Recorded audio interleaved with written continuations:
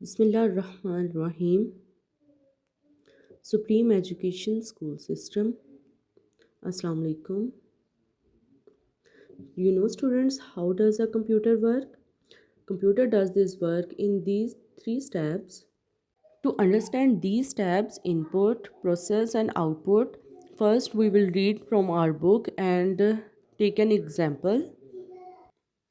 Unit number 3. How does a computer work? Computer कैसे काम करता है? In order to understand how computer works, ये समझने के लिए कि कंप्यूटर किस तरह काम करता है, you first have to understand, आपको पहले समझना होगा हाउ मशीन्स वर्क, कि मशीनें किस तरह काम करती हैं।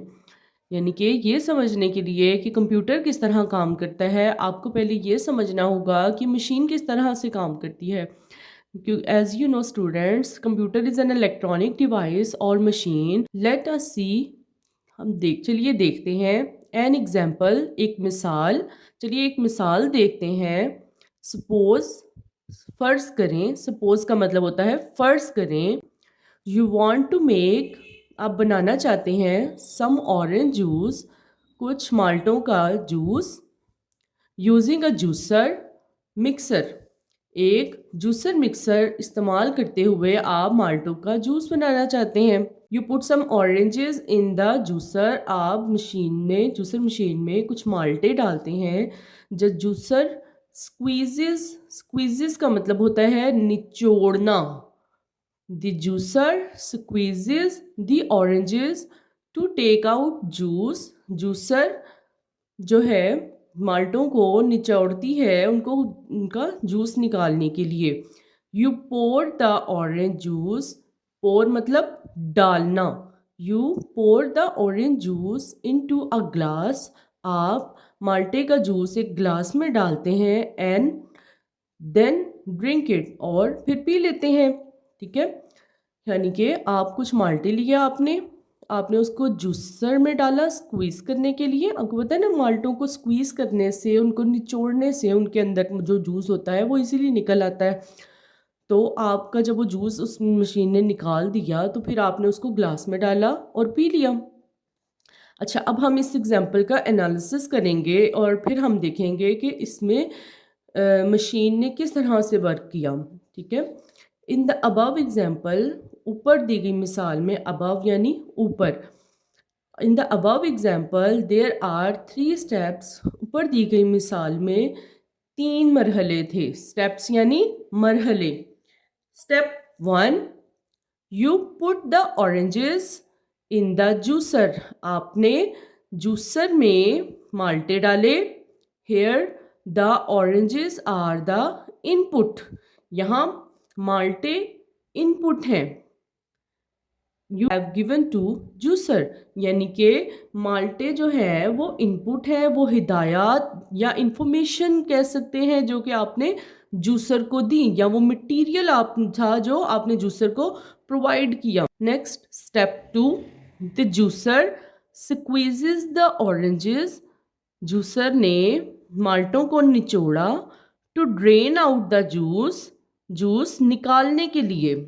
Hair squeezing is the process, निचोड़ना एक अमल है, that the juicer carries out on the input, यानी कि जो इनपुट या जो इंफॉर्मेशन या जो मटेरियल हमने जूसर को प्रोवाइड किया था, जूसर ने उसको स्क्वीज करने का प्रोसेस किया, और वो स्क्वीजिंग जो थी यानी उसको जो निचोड़ना था वो उस मशीन का काम था, वो प्रोसेस था उसका, जो कि उस जूसर ने किया इनपुट के ऊपर, दी गई चीज़ के ऊपर या इंफॉर्मेशन के ऊपर।